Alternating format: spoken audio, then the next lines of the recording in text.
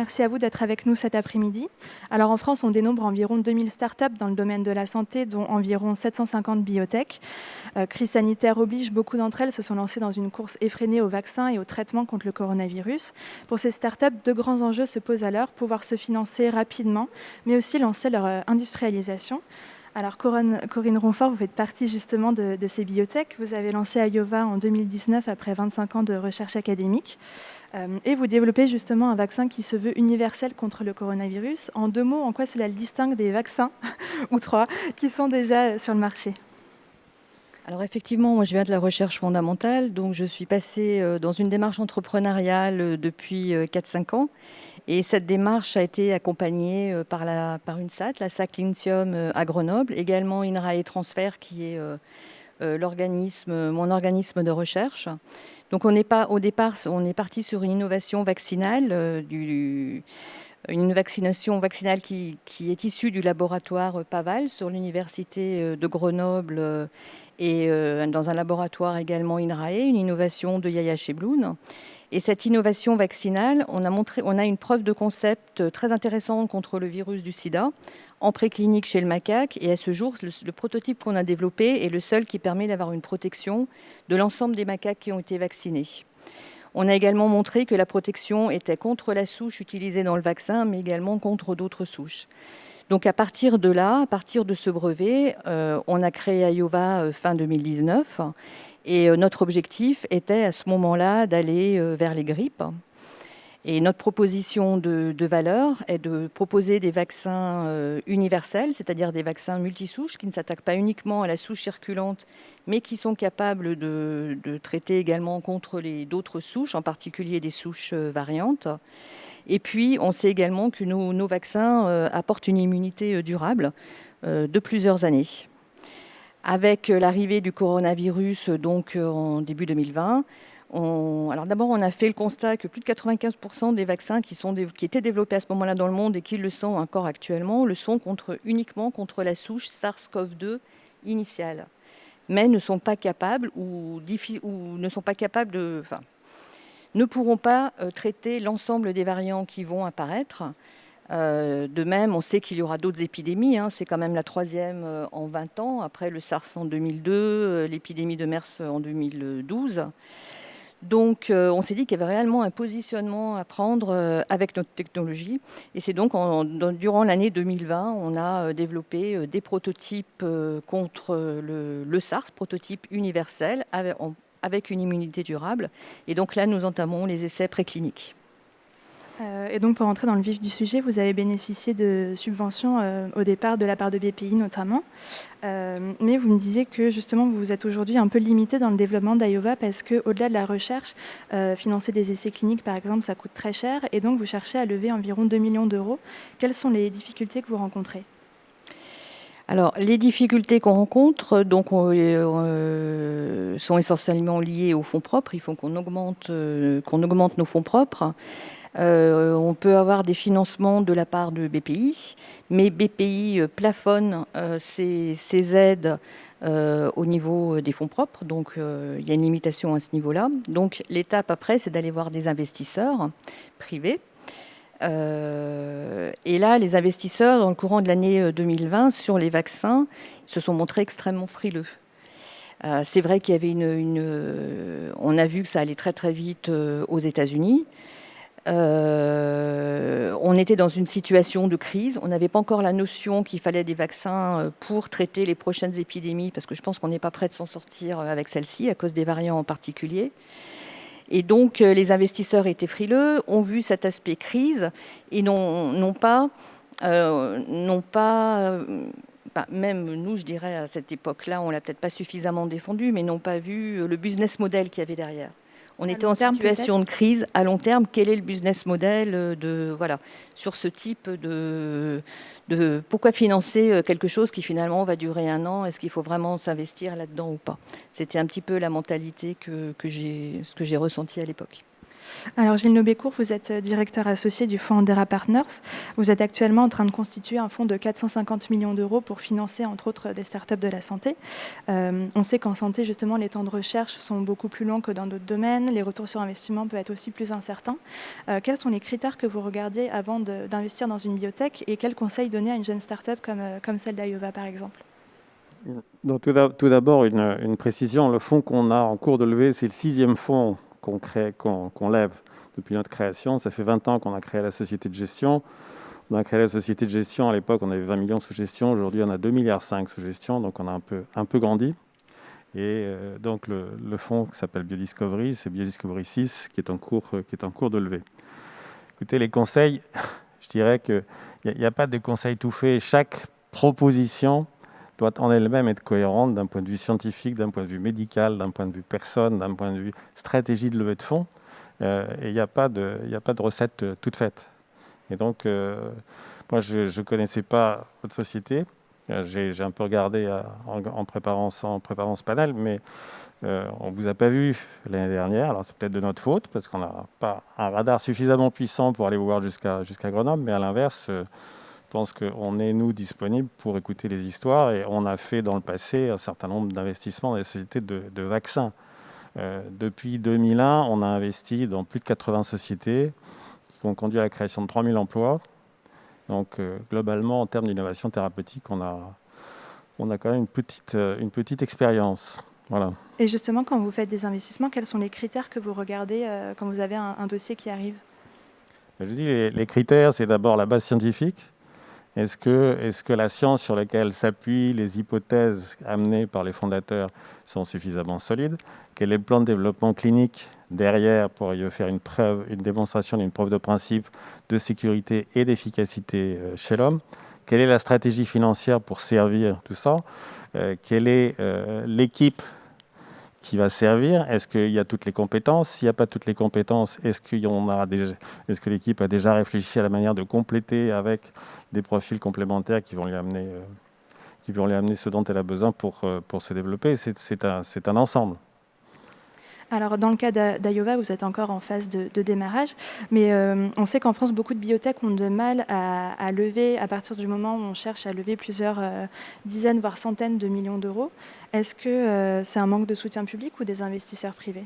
Alors, je voudrais dire quand même que c'est toujours difficile de lever de l'argent. Néanmoins, il faut reconnaître que les pouvoirs publics ont fait des efforts considérables pour favoriser l'émergence de start-up. Le statut de la jeune entreprise innovante, le crédit impôt recherche, les aides de la BPI qui essaie vraiment de remplir son rôle pour aider au décollage des start-up avec des prêts, avec des participations en capital.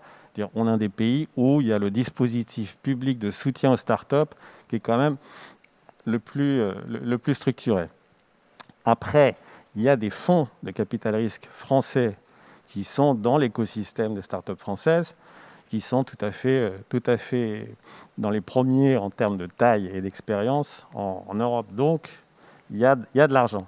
Quand vous regardez, en 2020, il y a eu 850 millions d'euros qui ont été investis dans des start-up health tech françaises, contre 560 en 2018. Donc, il y a une vraie croissance, il y a une vraie mobilisation du capital. Donc, de l'argent sur le démarrage des start-up, il y en a. Là où il y a éventuellement un problème de financement, c'est quand on arrive sur des stades beaucoup plus avancés. Et ça, c'est un autre débat. Donc, quand elles grandissent, c'est qu'elles ont peut-être besoin de plus de fonds pour continuer à se développer? C'est tout l'enjeu d'arriver à lever des fonds de taille supérieure, ce qu'on essaye de faire, nous, ce que font nos collègues, pour pouvoir accompagner les sociétés dans des développements beaucoup plus tardifs. Vous avez aujourd'hui des sociétés qui lèvent des tours traditionnellement, historiquement, les sociétés développaient leurs produits jusqu'à une preuve de principe d'efficacité chez l'homme, et c'était la pharma qui reprenait le développement et qui mettait sur le marché. Aujourd'hui, du fait de l'abondance de capitaux et de l'intérêt du secteur, il y a des sociétés qui arrivent à lever des tours privés de 150 ou 200 millions pour faire leur phase 3, leur phase d'enregistrement et lancement de produits elles-mêmes. Quelque chose, il y a 10 ans, ça n'existait pas. Et donc, nous, en face, il faut qu'on arrive à mettre des fonds qui sont capables d'aller accompagner les sociétés sur des tours aussi important. Mais par exemple, si on regarde un petit peu ce qui se fait chez nos voisins européens, on a vu que l'Allemagne avait été en mesure d'investir 300 millions d'euros dans la biotech CureVac. Donc CureVac, c'est la start-up qui a développé le vaccin avec Moderna. Est-ce qu'en France, ça aurait été envisageable avec BPI, par exemple? D'abord, si vous regardez CureVac, si vous regardez BioNTech, ces sociétés ont été financées et très largement soutenues par des personnes privées, pas par des dispositifs publics. Donc il y a déjà une grosse différence, c'est que trouver en France une start-up biotech soutenue par des fortunes privées à hauteur de plusieurs centaines de millions, moi je n'en connais pas. Mais là, par exemple, sur les 300 millions, c'était l'Allemagne qui a investi directement. Oui, l'Allemagne a investi directement, mais CureVac vient de très loin. C'est quand même une société qui a été créée il y a quand même assez longtemps et qui a été soutenue essentiellement par des fortunes privées. Après, quand vous regardez l'effort collectif, vous regardez l'Allemagne, sur 2020, l'Allemagne a levé à peu près 40% de moins de capital risque biotech que la France, que ce qui s'est passé en France. Donc, il ne faut pas avoir de complexe en France par rapport à l'effort collectif qui est fait pour soutenir le secteur. Alors vous, Corinne Ronfort, je crois que vous regrettiez justement de votre côté un peu un saupoudrage des aides, c'est-à-dire qu'on essaye de donner un petit peu à tout le monde et qu'il n'y a pas forcément un leader qui prend la tête. Oui, donc par rapport, je reviens aux subventions qu'on a pu avoir. Effectivement, elles ne sont pas suffisantes. Donc nous, on est early stage, hein, mais France Biotech a eu une initiative récemment, justement, pour alerter là-dessus, en disant que les financements étaient insuffisants globalement à tous les stades. Oui, je pense qu'il on n'a pas suffisamment d'argent pour aller très vite et très loin, me semble-t-il. Donc on arrive à faire des choses, mais on les fait au rythme avec ce qu'on a. Maintenant, quand même, je voudrais juste donner quelques chiffres pour Moderna et BioNTech, qu'on se rende compte un petit peu de l'enjeu. C'est des sociétés qui ont un peu plus d'une dizaine d'années et qui ont, sur ces 10 ans, été financées ou par des investisseurs ou des fonds publics. Moderna a bénéficié d'1,3 milliard dans le cadre de l'opération Warp Speed aux États-Unis, quand même, l'année dernière. Hein. Donc, c'est des sociétés qui ont plus d'une dizaine d'années et qui ont été financées à hauteur de 1,5 milliard à 2,7 milliards d'euros pour l'une ou l'autre. Voilà, c'est ça les enjeux, en fait, pour développer un vaccin très rapidement. C'est de ces sommes-là qu'on parle, au final.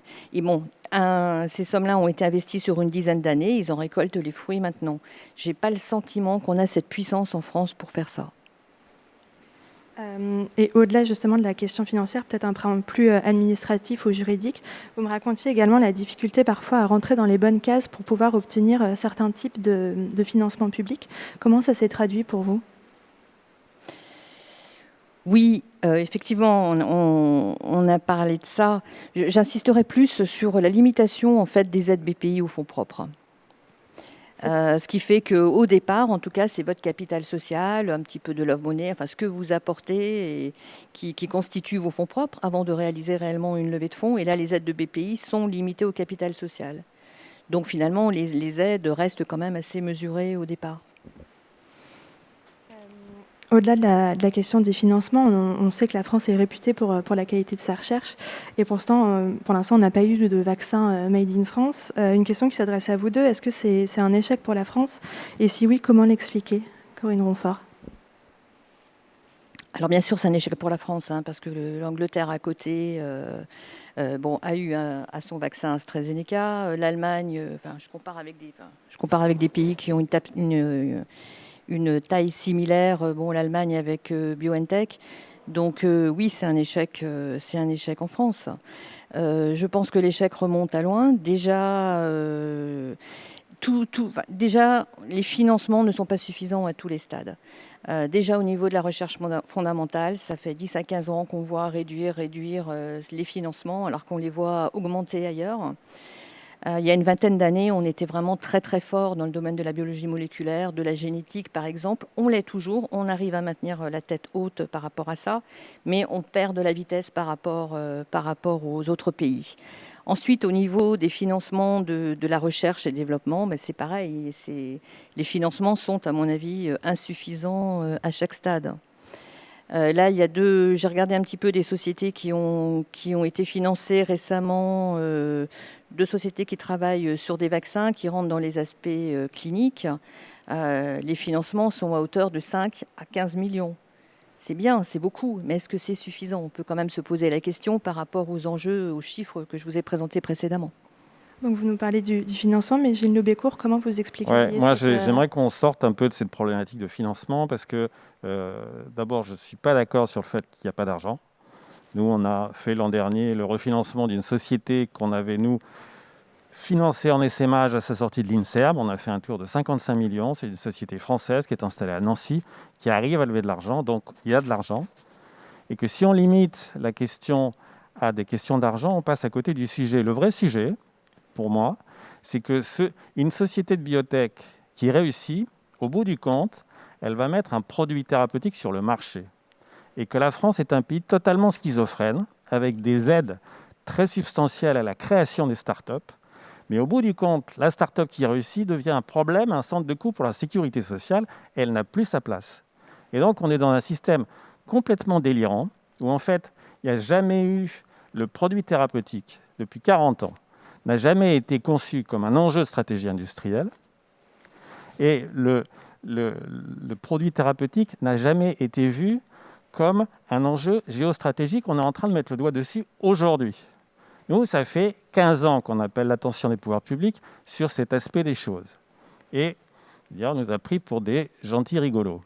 Aujourd'hui, on est en plein dedans. Et donc, c'est très bien de vouloir développer des startups. Je dis, si on ne développe pas des startups en essayant de concevoir le système dans son ensemble, et que si ces startups réussissent, vont mettre des produits sur le marché, et que ces produits sont des enjeux de stratégie industrielle, et qu'on se structure en tant que tel, ça ne va rien donner. Et donc, c'est très, très important de se mettre dans cette perspective-là et de réfléchir en termes de système.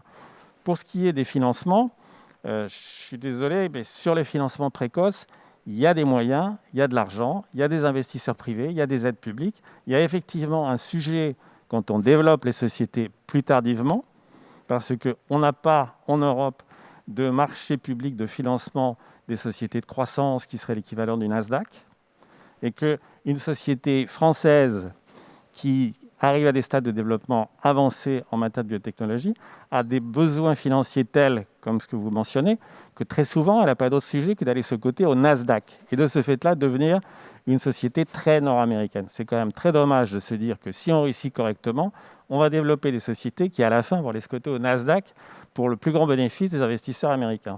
Quelque part, il y a encore un sujet là.